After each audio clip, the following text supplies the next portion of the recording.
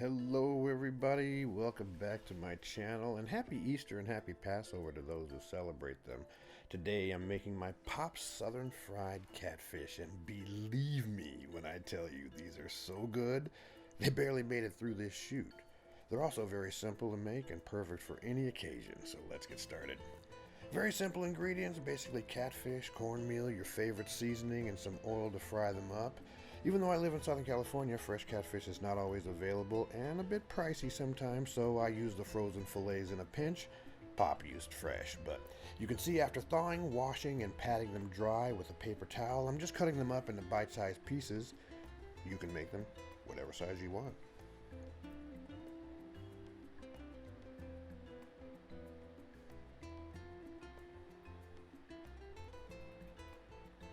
Then season the fish on a rack with a piece of parchment paper underneath to catch the excess. Pop always used Lowry's, I use Slap Ya Mama, well, because it's so much fun to say. It's also really good too. Now I take the excess seasoning that was on the parchment paper and I add it to roughly 1 cup of cornmeal. No flour now, Pop only used cornmeal and seasoning. Shake it up in a Ziploc or a paper bag, you're good to go. Add about a cup of oil to a large pan over medium-high heat. This is canola oil. Pop used peanut oil, which I could not find, but heat oil to 350 degrees Fahrenheit. Take your seasoned fish, drop it in the bag, give it a little shimmy shake to coat it well, and using tongs, carefully drop into the heated oil.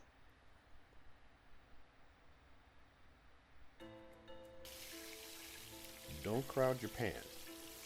Have your fish socially distanced. Just a few at a time. Fry them up until they're golden brown.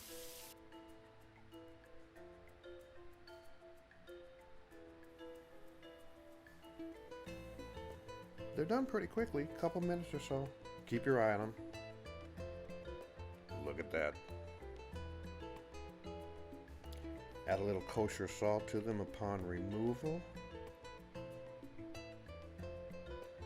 And just keep on at it until they're done.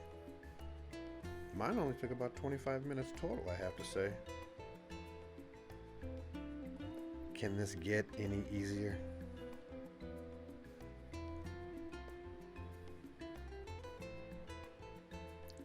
Look at that. Catfish heaven.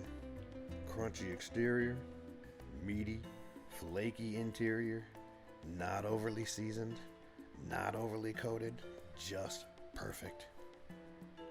A little slap of hot sauce, squeeze of lemon, maybe a little tartar if you like, sprinkle of parsley, and are you kidding me? Please, you gotta make these. They do not disappoint. And thanks to the man who made me and taught me this delicious recipe. Thanks for watching, everybody. See you next time.